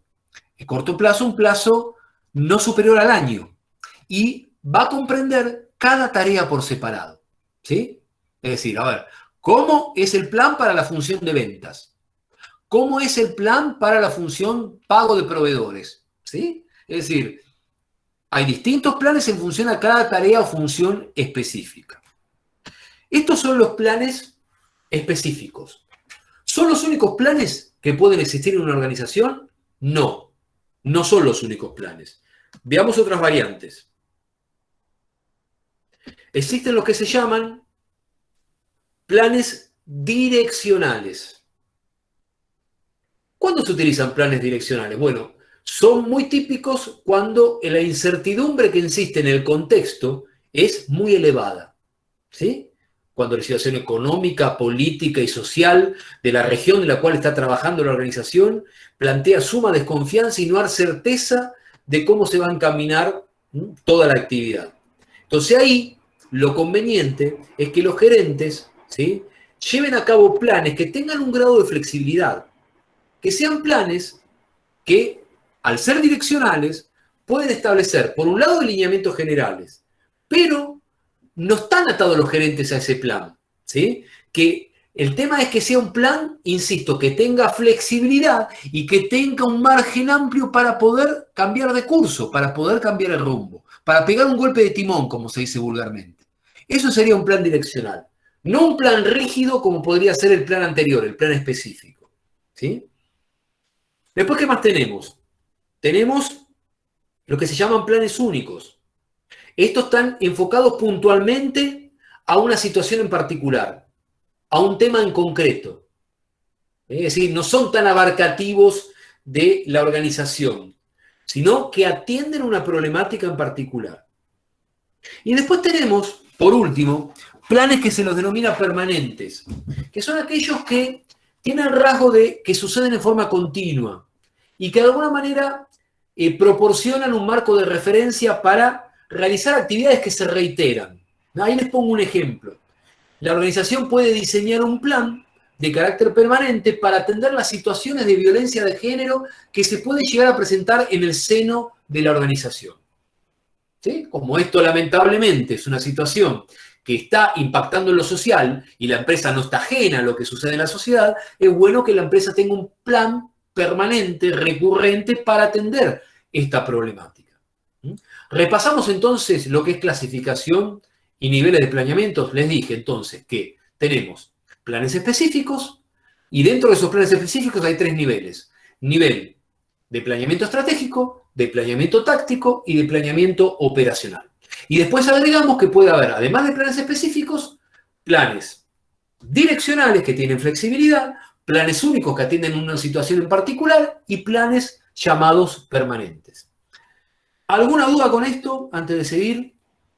Profe, los planes permanentes serían como las leyes, o sea, que son generales, que abarcan un montón de cosas. Claro, sí, es como una Básicamente. norma, es como un No, como para asociarlo.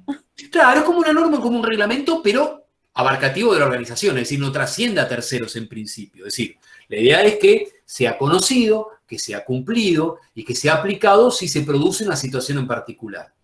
Sí, no, Todas igual, o sea, todos los planes serían dentro de la organización los que se tienen. Dentro de la organización, exactamente. Esa es la idea. Pero sí, tiene que existir, ¿por qué? Porque de alguna manera tiene que haber una regulación para atender situaciones que se dan con frecuencia o que pueden tener una continuidad. ¿Sí? Esa es un poco la idea. ¿Alguna otra consulta, chicos, antes de seguir? ¿Venimos bien? Sí, Sí, perfecto. Lo que vamos a ver ahora también es algo interesante, porque dentro de planeamiento, bien, hemos visto clasificación de niveles, también tenemos que considerar la existencia de instrumentos de planeamiento. Y podemos enumerar básicamente 8 instrumentos referidos al planeamiento. Y tiene la particularidad de estos 8 instrumentos que la primera letra de cada uno empieza con P, razón por la cual en la jerga administrativa estos instrumentos se los conoce como las 8P. Es decir, vamos a ver de qué se trata cada uno. El primer instrumento, las políticas. ¿Qué son las políticas? Las políticas son definiciones que fija la alta dirección y que de alguna manera lo que hace es establecer pautas generales para cierto tipo de funciones y actividades. Ahí les pongo un ejemplo de política. Un ejemplo de una política que pueda adoptar una organización es decir, bueno, a ver, no voy a vender el producto a un precio inferior a mis competidores. ¿Sí? O sea, ¿qué persigue como política esta organización? No destacarse por producto, sino destacarse por calidad. Es decir, cuidar el precio de venta, manteniendo estandarizado con la competencia y apuntando a la calidad. Esa puede ser una política que puede fijar cualquier empresa. Segundo instrumento, proyecciones. Esta es una herramienta cuya función es predecir cómo se comporta una variable futura. ¿En qué? Basado en cómo se comportó esa variable en el pasado. Para esto, para poder lograr proyecciones eficientes, es necesario que la organización se provea de medios estadísticos o matemáticos. Ahí pongo algunos ejemplos. Una organización tiene que llevar a cabo proyecciones de sus gastos, proyecciones de sus ventas, proyecciones de sus recursos financieros, etc. ¿Sí? El tercer instrumento recibe el nombre de pronósticos. Los pronósticos tienen muy parecido a las proyecciones, pero en realidad son más subjetivos. ¿Por qué? Porque en realidad los pronósticos son valorados solamente por aquel que lo ejecuta. A lo mejor no tienen aceptación general. Habitualmente, un pronóstico es una estimación que se hace siempre que hay una incertidumbre. Es plantear una hipótesis, bueno, a ver en qué medida un fenómeno va a ocurrir. Por ejemplo, si salimos de la organización, uno de los pronósticos conocidos por todos es el pronóstico del clima, ¿sí? Es decir, el Servicio Meteorológico Nacional es una organización que para llevar a cabo su misión, su visión y su actividad necesita justamente apoyarse en pronósticos. Entonces ahí tienen un ejemplo. Cuarto instrumento, los planes. Los planes propiamente dichos tienen vinculación con la clasificación que veíamos anteriormente, de planes específicos, únicos, direccionales y permanentes. ¿Qué es concretamente un plan? Un plan es tomar una decisión sobre un curso de acción que se quiere llevar adelante en el futuro. ¿Sí? Un plan tiene que ser concebido y diseñado por los niveles altos de la organización. Yo quiero marcar una diferencia entre proyecciones y pronósticos respecto a los planes, para que se entienda bien. Si las proyecciones y los pronósticos se encargan de hacer estimaciones o predicciones, lo que tienen que saber respecto a los planes es que los mismos dan una decisión concreta de que se va a llevar a cabo una acción. ¿Sí? O sea, en el plan no hay margen de duda. Se planea que se va a llevar a cabo tal o cual acción. En cambio, una proyección o un pronóstico, hay un margen de probabilidad. Esa es una diferencia importante que quería rescatar. Después tenemos como quinto instrumento los presupuestos. Es un tema que seguramente a Juan le gusta mucho dar y posiblemente encuentre en algún momento para poder ampliarles el concepto. Yo simplemente quiero comentarles ahora que los presupuestos básicamente son planes medidos en dinero que no duran más allá de un año, que se refieren básicamente a estimar ingresos y egresos y a confeccionar un balance que se llama proyectado. Para que sepan, generalmente se construyen 3 estados presupuestarios básicos, que ahí los tienen en pantalla. Uno que se llama presupuesto económico, que es lo que básicamente se refiere al estado de resultado de una empresa, ¿sí? Es decir, ventas menos costos y distintas pérdidas y ganancias que una empresa afronta. Después tenemos el presupuesto financiero, que tiene que ver con el flujo de caja, es decir, los ingresos y egresos que tiene la organización en un periodo de tiempo determinado. Por ejemplo, pagarle a los proveedores sería un egreso, ¿sí? Un ingreso por una compra, por una venta de un bien de uso sería una entrada, ¿sí? Y por último, el tercer estado presupuestario básico sería el balance proyectado, donde ahí se estima cuál será el activo, el pasivo y el patrimonio neto de la organización al cabo de ese año, ¿sí? Este es un tema que seguramente Juan en algún momento se los va a ampliar. Sexto instrumento, programas. Esto lo vamos a ampliar la clase del sábado, cuando veamos técnicas de programación. ¿Qué tienen que saber de momento? Que un programa es un detalle minucioso, pormenorizado de un plan, ¿sí? E implica desmenuzar un plan. A través de un programa se va a definir qué recursos comprende el plan y una secuencia cronológica de tareas a llevar a cabo. Séptimo instrumento, procedimientos. Procedimientos es un instrumento que especifica un paso a paso a ejecutar para que se logre una función. Esto está muy relacionado a, por ejemplo, los procedimientos para concretar lo que se llama operaciones básicas de una empresa. ¿Cuáles son las operaciones básicas de una empresa? Que más adelante después las repetiré en otra clase. Serán comprar, vender, pagar, cobrar, y si es una empresa que elabora productos, habrá que agregar una quinta operación que es fabricar o producir. ¿Sí? O sea, generalmente cada una de estas operaciones conlleva un procedimiento para que se concrete. Por último, también el sábado profundizaremos sobre el instrumento proyecto. El proyecto se trata de una secuencia de acciones que implican concretar una decisión importante, de envergadura, una decisión que se llama de carácter estructural. Tienen que saber que el proyecto no forma parte de la rutina de las organizaciones, lo contrario, el proyecto es algo extraordinario. Ahí tienen algunos ejemplos de proyectos. Construir una fábrica. Una organización no está todos los días construyendo una fábrica.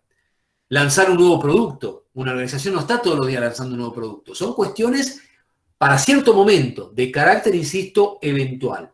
Pero lo vamos a ampliar el sábado, ¿sí? ¿Alguna duda con los instrumentos? ¿Alguna consulta?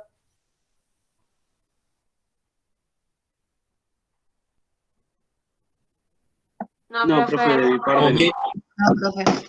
Bueno, continuamos entonces. Uno de los temas también interesantes que no pueden desconocer respecto al planeamiento es que en todo planeamiento es necesario determinar claramente lo que se llama un horizonte. Ahora, para entender el significado de esto que denominamos horizonte de planeamiento, ahora sí es necesario que les precise un poco más detenidamente esto que a lo largo de la clase yo les venía comentando como qué es corto plazo, qué es mediano plazo y qué es largo plazo. Si bien no hay ninguna reglamentación específica que lo señale, generalmente se asume que el corto plazo es un lapso de tiempo no mayor al año, es decir, que no supera los 12 meses. Por su parte, el mediano plazo es un lapso de tiempo que generalmente se dice que abarca entre 1 año y 4 años, aproximadamente, ¿sí? Ahí se hablaría de mediano plazo. Esto quiere decir que largo plazo, en consecuencia, será todo plazo que supere los 4 años, ¿sí? Entonces, entendiendo esto, más o menos el alcance de cada término, corto, mediano y largo plazo, debemos entonces interpretar que el horizonte de planeamiento es aquel lapso de tiempo en el cual ciertos hechos se pueden estimar con un grado cierto de seguridad. Reitero, entonces, ¿qué es el horizonte de planeamiento? Es un lapso de tiempo a través del cual se pueden estimar, se pueden predecir ciertos hechos con un grado de seguridad aceptable. Lo que hay que entender, chicos, es que cuanto más incertidumbre exista en el contexto sobre el futuro y cuanto más turbulencia se plantee, los planes deberán concebirse en menos plazo de tiempo. Es una relación inversa. Más incertidumbre, menos tiempo de duración de los planes. ¿Sí? Pensemos que cuando una organización está inserta dentro de un contexto económico y político estable, ¿qué se puede advertir ahí? Que las empresas llevan a cabo planes de mayor duración en el tiempo.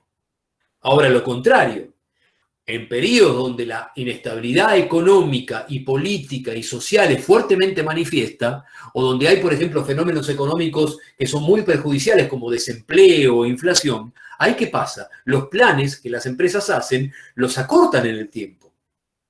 O sea, el planeamiento se va a limitar a lo que es más urgente, a lo que es más estrictamente necesario. Pero no se puede, en situación de inestabilidad, pensar en planes muy de mediano o de largo plazo. ¿Sí? Esto es importante, entonces, que no lo olviden. Siempre que se habla de planeamiento, debe concebirse un horizonte que va a estar fuertemente condicionado o fuertemente influenciado por el contexto.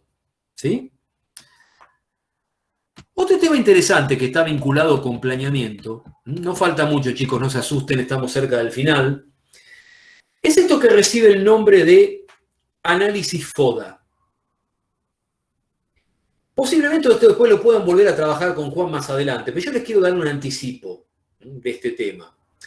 El análisis FODA surge de un trabajo realizado en la década del 70 por un consultor de empresas de Estados Unidos llamado, como ven ahí, Albert Humphrey, y que tuvo como premisa empezar a estudiar algunas de las causas por las cuales un planeamiento concebido a largo plazo no conducía al éxito. Advertía en aquel tiempo que muchas empresas estadounidenses formulaban planes a largo plazo, pero no daban los resultados esperados. ¿Y él a qué conclusión llegó? Llegó a que esto obedecía a que estas organizaciones no entendían claramente lo que era el FODA. No sabían apreciar su FODA. Ahora voy a develar la incógnita. ¿Qué es FODA concretamente? FODA es una sigla. Es una sigla que se forma por la primera letra de 4 términos fundamentales dentro de la empresa. Hay 2 de esos términos que son de carácter externo a la organización.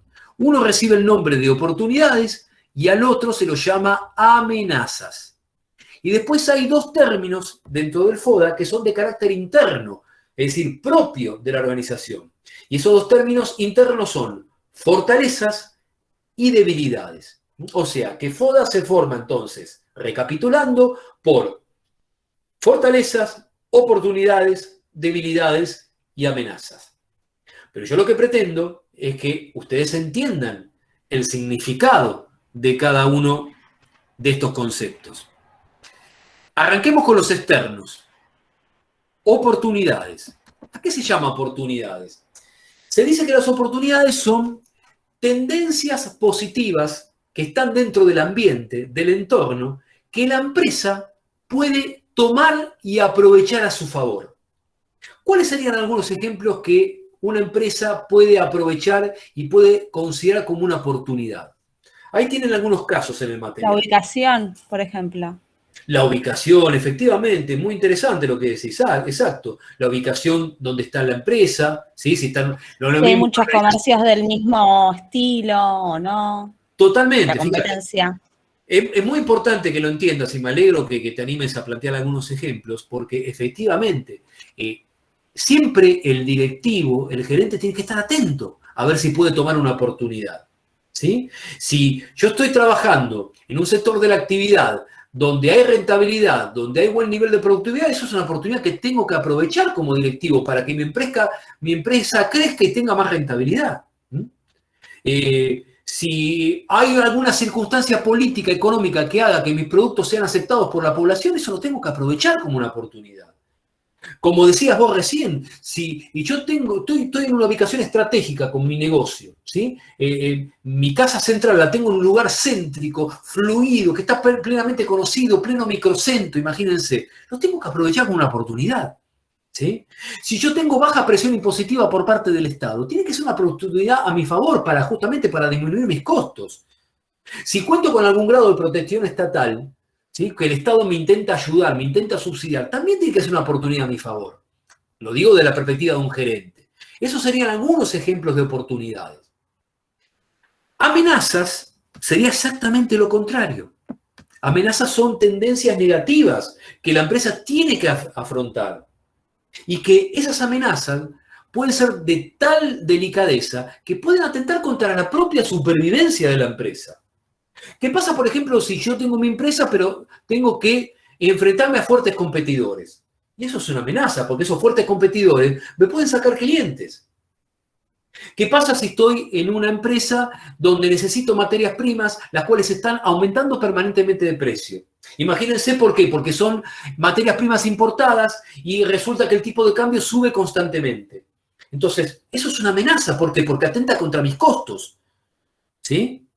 Si estoy ante un sector de la actividad que está en declive, ¿sí? ¿Por qué? Porque de repente yo me dedico a elaborar productos que los clientes están empezando a dejar de lado porque encontraron mejores sustitutos. O si estoy en un sector de la actividad que tiene una fuerte presión tributaria por parte del gobierno.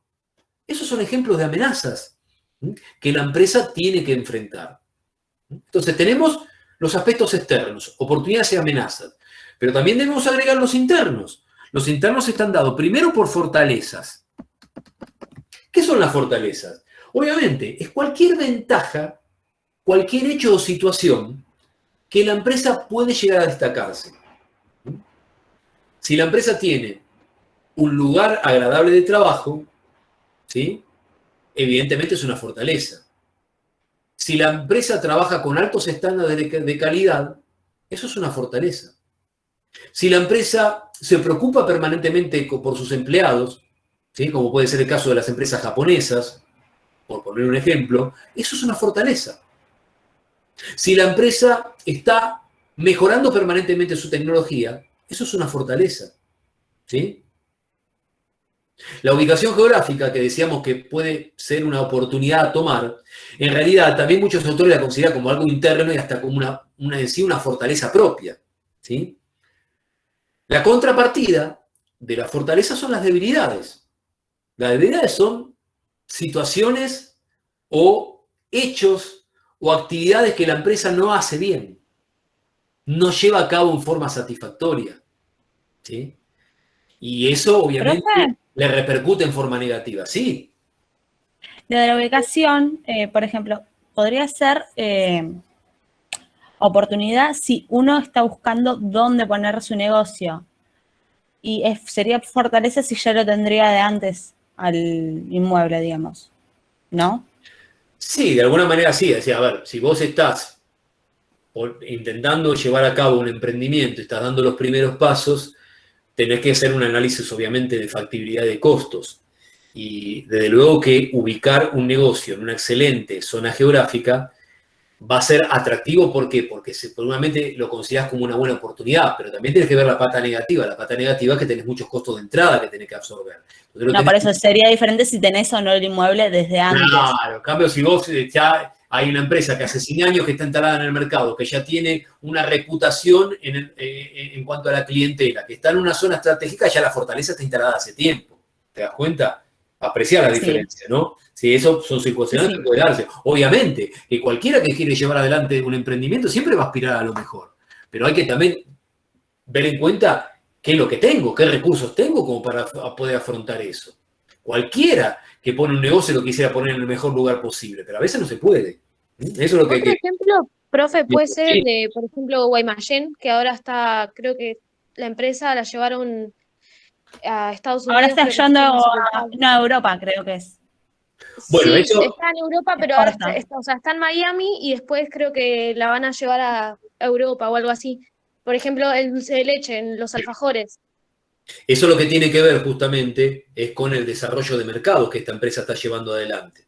Fíjense que Guaymallén, una empresa netamente tradicional, muy argentina, muy identificada con tradiciones propias, cómo intenta crecer. Y dentro de la perspectiva del crecimiento está justamente intentando abordar ciertos mercados que tal vez hace décadas atrás era inconcebible pensarlo. Pero hoy un fenómeno global donde hay posibilidades de insertar productos y donde hay alternativas de consumo, donde cierta población puede aceptar esos productos de Guaymallén lo consigue como algo atractivo y lo aprovecha, ¿sí? Entonces lo toma como una oportunidad. Ve una oportunidad de que en ciertas regiones el producto va a ser vendido y aceptado por la población. Está muy bueno el aporte que hacen, ¿sí? Me alegro que lo hayan investigado y que de repente lo sepan.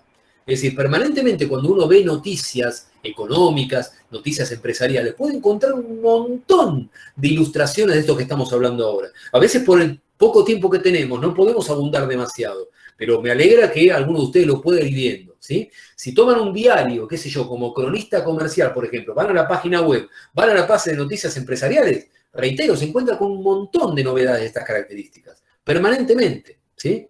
Aún en este contexto de pandemia, porque piensen que el contexto de pandemia limitó mucho las perspectivas de crecimiento de las organizaciones, pero no obstante, hay posibilidades donde se pueden ver hechos novedosos o dignos de ser mencionados, ¿sí? A ver, conclusión. ¿Por qué es una herramienta importante el FODA? Porque es sumamente trascendente que el gerente adopte estas estrategias conociendo su FODA. ¿Qué tiene que apuntar un gerente de la organización? Lo que tiene que hacer un gerente de la organización es lo que decíamos: aprovechar las oportunidades que se le presentan, potenciar sus fortalezas, es decir, ganar ventajas con las fortalezas que tiene. Y por otro lado, ¿qué tiene que hacer?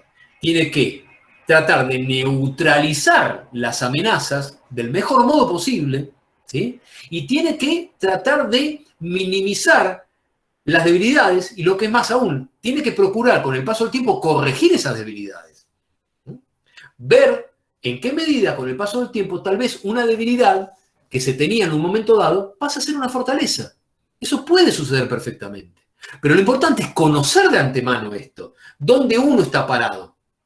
Cuando uno conoce dónde está parado, fortalezas, oportunidades, amenazas y debilidades, puede tomar decisiones estratégicas que conduzcan hacia un objetivo satisfactorio. ¿Sí? ¿Queda claro esto, chicos? ¿Se va entendiendo? ¿Estamos bien? Por mi parte, sí. Bueno, a ver, esto de modelo de planeamiento lo vamos a comentar muy rápidamente, ¿sí? Un poco nosotros estábamos en toda esta clase, en todo este segmento de planeamiento, sobre todo poniendo el acento en el planeamiento tradicional, ¿sí? Que es típico de los gerentes de alto nivel, ¿sí? Donde inclusive hasta los gerentes cuando planean necesitan sectores específicos que lo ayuden, es decir, un sector, un departamento de planeamiento. Entonces es muy normal que exista planeamiento tradicional, pero también quiero que sepan que en los tiempos actuales se busca que el planeamiento sea más participativo. Es decir, que los miembros de toda la organización se involucren, que no sea una tarea propia de los máximos directivos. Entonces, esto es bueno si la organización lo empieza a entender y lo lleva a cabo de una manera ordenada, donde los integrantes de la organización empiezan a involucrarse de una manera activa, participativa, motivadora con el planeamiento. ¿Por qué? Porque de esta manera, si un empleado se involucra en un plan, lo siente como propio. No es simplemente una regla escrita que tiene que cumplir, como una norma más, sino que si participó en su confección, en su diseño, lo toma como propio y lo va a respetar más que nunca. Entonces, muchas empresas están en esa línea de trabajo, ¿sí?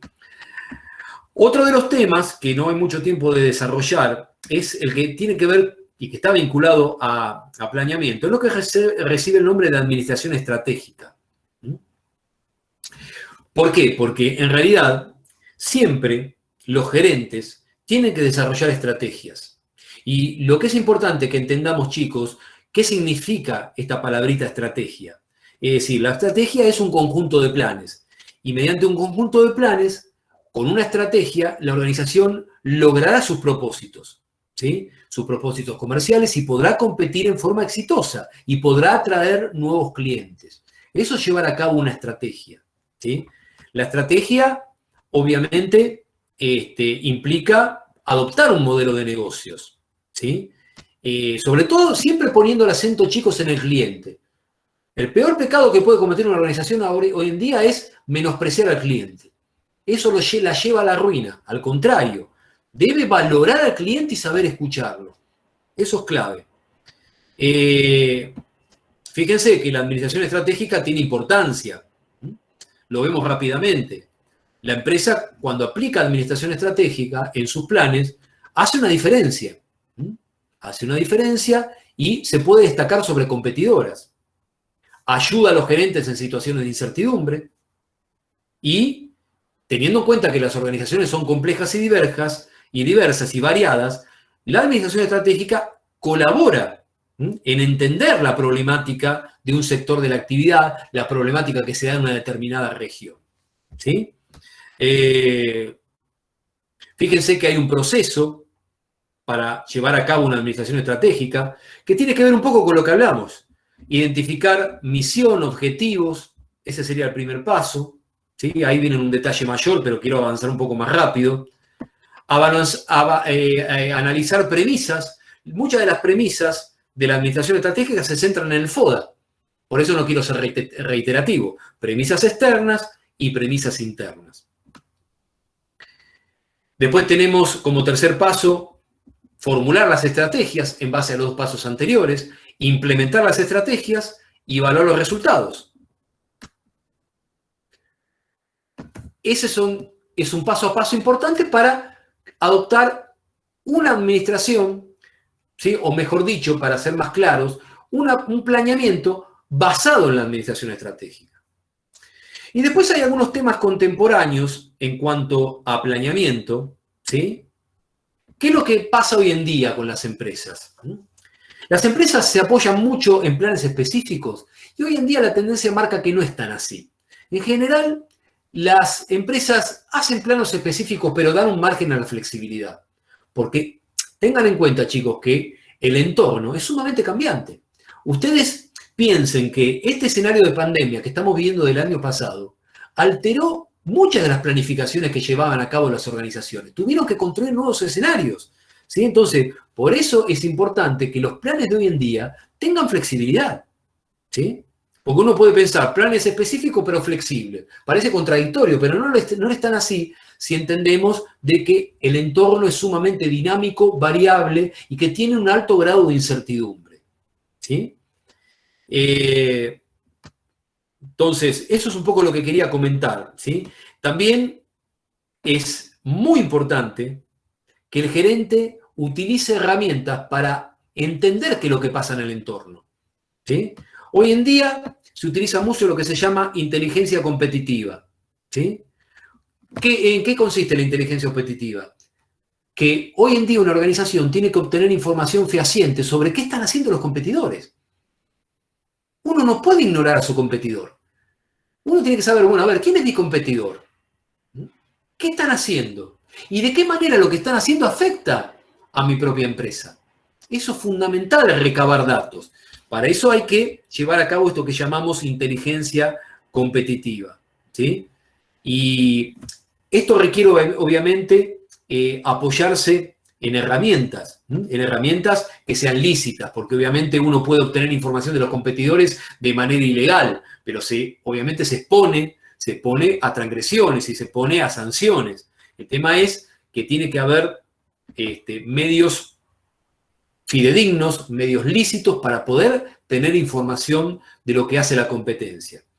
En este sentido, puede haber, por ejemplo, revistas a nivel mundial, revistas que analizan el mercado, revistas que analizan ciertos sectores de la actividad, y a través de esas revistas, ¿sí?, se entiende mucho el funcionamiento de las empresas. Por ejemplo, acá en Argentina tenemos una revista que se llama Mercado, que también analiza la problemática regional y nacional de ciertas empresas, y que muchos empresarios miran esa revista y la compran y están suscriptos a la misma, para entender un poco qué es lo que hace la competencia, a través de una simple revista de gente que se especializa en investigar. También hay, como ven acá, herramientas digitales, ¿sí?, que ayudan justamente a entender datos financieros de los competidores, su nivel de utilidades, de cómo se comportan en el mercado. Después tenemos herramientas apoyadas en lo que es la informática, herramientas de Microsoft, herramientas de Google, ¿sí? Estamos hablando de ciertos poderosos, Microsoft o Google, que pueden ayudar a las empresas a obtener información que le ayuden a hacer planes más eficientes. ¿Qué es lo que me queda? Ya casi como para terminar, ¿sí? Bueno, algo que hoy en día las empresas no pueden perder de vista es almacenar información, no tanto en disco duro, porque el almacenamiento en disco duro se agota muy rápidamente. Hoy lo que se concibe es lo que se llama almacenamiento en Internet. Básicamente se dice que es almacenamiento en la nube. Esto es lo más normal, lo más habitual por parte de las empresas en estos tiempos, ¿sí? Entonces, para cerrar, inteligencia competitiva, inteligencia de negocios, hoy en día es un recurso clave para esto que mencionaba hace un ratito, el planeamiento de carácter estratégico, ¿sí? Entonces, tengamos en cuenta que las empresas, sin olvidar su planeamiento tradicional, ¿sí?, sin olvidar su planeamiento tradicional, tienen que ir recorriendo un camino para ir aprovechando herramientas estratégicas, herramientas digitales basadas fundamentalmente en la inteligencia de negocios, ¿sí? Eso es lo que tienen que saber a modo de conclusión. Bueno, no sé, ¿alguna duda? Ya, digamos, lo hemos visto bastante hoy. Ha sido una clase extensa, como Juan les había anticipado. Quería saber si quedó algo inconcluso, algo que no se haya entendido. ¿Estamos bien?